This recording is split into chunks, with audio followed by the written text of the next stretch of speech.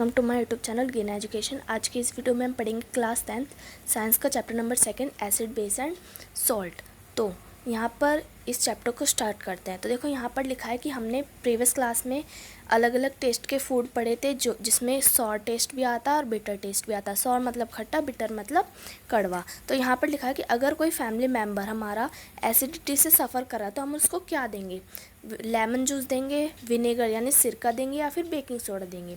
तो इसे जानने के लिए सबसे पहले हमें ये जानना पड़ेगा कि जो एसिड और बेस होते हैं वो क्या होते हैं, और जो भी चीज़ हम एसिडिटी के लिए दे रहे हैं उसकी प्रॉपर्टी क्या है। ठीक है, ये हमें इसके लिए जानना ज़रूरी है। और जो एसिड और बेस होते हैं उसमें से खट्टा कौन सा होता है और कड़वा कौन सा होता है, ये भी जानना ज़रूरी है ना। देखो यहाँ पर लिखा है कि हमें पता है जो एसिड होते हैं वो टेस्ट में खट्टे होते हैं और वो ब्लू लिटमस को रेड लिटमस में चेंज करते हैं।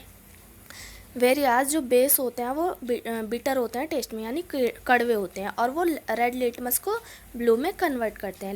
लिटमस क्या है, एक नेचुरल इंडिकेटर है, और टर्मरिक भी एक नेचुरल इंडिकेटर है। ठीक है, हमने नोटिस करा है कि जब भी हमारे कपड़ों पर कड़ी या फिर कोई चीज़ सब्ज़ी वगैरह गिर जाती है ना, वाइट क्लॉथ्स पर, तो जब हम उसको सोप से रब करते हैं तो वो कौन से कलर में कन्वर्ट हो जाती है, रेडिश ब्राउन में, है ना। क्यों हो जाती है, क्योंकि जो सोप है वो नेचर में कैसा है, बेसिक है। ठीक है, और जो येलो कलर होता है ना, वो जब हम उसको वॉश करते हैं वाटर से तो वो रेडिश ब्राउन में कन्वर्ट हो जाता है ना, क्योंकि यहाँ पर बेस जो है वो क्या है, सोप क्या है, वो बेस है। ठीक है, और कुछ सिंथेटिक इंडिकेटर यानी कि कुछ मैन मेड इंडिकेटर भी होते हैं, जैसे मेथाइल ऑरेंज और फिनोफ्थलीन। ठीक है, तो इस चैप्टर में हम इन्हीं एसिड और बेस के बारे में पढ़ेंगे और इनके रिएक्शंस के बारे में पढ़ेंगे। ठीक है, यहाँ पर देखो एक बॉक्स में दे रखा है लिटमस के बारे में। तो लिटमस जो है एक पर्पल डाई होती है, जो कि हम लाइचेंस, जो कि एक तरीके का क्या है, प्लांट है, जो थैलोफाइटा की ग्रुप में मिलता है ना। लिटमस एक नेचुरल इंडिकेटर है, एक पर्पल डाई है।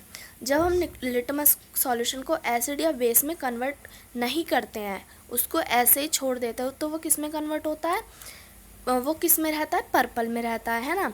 और लिटमस की तरह और भी बहुत सारे नेचुरल इंडिकेटर है, जैसे red cabbage leaf, turmeric, coloured petal of flower such as hydrangea, petunia और जर्मेनिया, है ना। ये सब क्या है, नेचुरल इंडिकेटर, ये बताते हैं कि जो सॉल्यूशन है वो एसिड है या फिर बेस है। ठीक है, तो अब यहाँ पर लिखा है understanding the chemical property of acid and base, मतलब कि जो एसिड और बेस है उनकी केमिकल प्रॉपर्टी के बारे में हम कैसे जान सकते हैं, उनको हम जान सकते हैं with the help of indicators, है ना। इंडिकेटर्स की हेल्प से हम एसिड या बेस की प्रॉपर्टीज़ को जान सकते हैं, है ना। हमने पहले किसके बारे में पढ़ा था, अभी लिटमस इंडिकेटर के बारे में पढ़ा था, है ना। और यहाँ पे कुछ ऐसे इंडिकेटर भी होते हैं जो अपना कलर चेंज कर देते हैं ना, और कुछ ऐसे इंडिकेटर होते हैं जो अपनी खुशबू यानी ऑडियर को चेंज कर देते हैं एसिड या बेस के साथ रिएक्ट करने पे। उन इंडिकेटर्स को हम कहते हैं ओल्फैक्टरी इंडिकेटर, जो अपनी ऑडियर यानी स्मेल को चेंज कर देते हैं।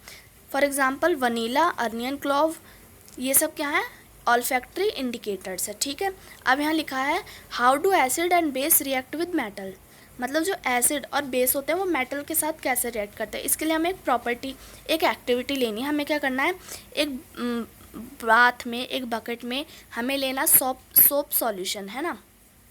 अब उस बकेट में हमें क्या, हाइड्रोजन गैस को पास कराना है। ठीक है, और उसी बकेट के जस्ट ऊपर हमें एक कैंडल जला कर रखनी है, और अगर हाइड्रोजन गैस पास हो रही है तो हमें पता चले, हमें क्या होगा कि जो कैंडल होगी ना उसमें पॉपअप का साउंड प्रोड्यूस होगा। इससे पता चलेगा कि जो हाइड्रोजन गैस है वो पास हो रही है ना। तो हम यहाँ पढ़ रहे थे कि जो एसिड है जब वो मेटल के साथ रिएक्ट करता है तो क्या देता है। तो यहाँ पर लिखा है कि जब एसिड मेटल के साथ रिएक्ट करता है तो वो क्या देता है, सॉल्ट और हाइड्रोजन गैस, मतलब सॉल्ट बनाता है और हाइड्रोजन गैस को रिलीज़ करता है। फॉर एग्जांपल NaOH, ये क्या है, बेस है, और Zn ये क्या है, मेटल है। तो जब ये रिएक्ट करेंगे तो क्या देंगे, Na2ZnO2, जो कि क्या है, एक सॉल्ट है जिसको हम सोडियम जिंकेट भी कहते हैं, और क्या रिलीज़ करेगा, हाइड्रोजन गैस रिलीज़ करेगा। ठीक है, अब यहाँ लिखा है कि मेटल कार्बोनेट और मेटल हाइड्रोजन कार्बोनेट एसिड के साथ रिएक्ट करके क्या बनाते हैं, है ना। तो यहाँ पर मेटल कार्बोनेट मेटल कार्बोनेट यानी Na एक मेटल है और यहाँ CO3 यानी कार्बोनेट जब एसिड के साथ रिएक्ट करेंगे यानी HCl के साथ तो क्या देंगे सॉल्ट, वाटर और कार्बन डाइऑक्साइड। इसी तरह जब मेटल हाइड्रोजन कार्बोनेट को हम बाइकार्बोनेट भी कहते हैं, जब ये एसिड के साथ रिएक्ट करेंगे तो ये भी हमें सेम चीज़ देंगे सॉल्ट, वाटर और CO2। ठीक है। अब यहाँ पर मेटल कार्बोनेट जब एसिड के साथ रिएक्ट कर रहा है तो सॉल्ट, वाटर और CO2 दे रहा है, ये हमने अभी पढ़ा था। ठीक है। अब यहाँ लिखा कि जो एसिड और बेस है वो आपस में कैसे रिएक्ट करते हैं, है ना। तो देखो जब भी कोई बेस NaOH यहाँ पर बेस है, HCl एसिड है, जब भी ये रिएक्ट करेंगे तो क्या देंगे सॉल्ट और वाटर। इस रिएक्शन को हम न्यूट्रलाइजेशन रिएक्शन भी कहते हैं। तो ये रिएक्शन क्या होती है, the reaction between an acid and a base to give a salt water is known as neutralisation reaction. इस रिएक्शन में क्या होता है कि जो एसिड और बेस दोनों एक दूसरे के साथ रिएक्ट करते हैं और क्या बनाते हैं सॉल्ट और वाटर। इस रिएक्शन में क्या होता है कि ये जो एसिड और बेस है एक दूसरे के इफेक्ट को नलिफाइड यानी पूरी तरीके से ख़त्म कर देते हैं। ठीक है।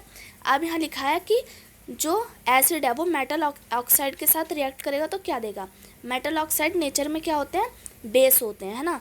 तो सेम वही है कि जो एसिड है वो बेस के साथ रिएक्ट कर रहा है तो क्या देगा सॉल्ट और वाटर देगा। ठीक है।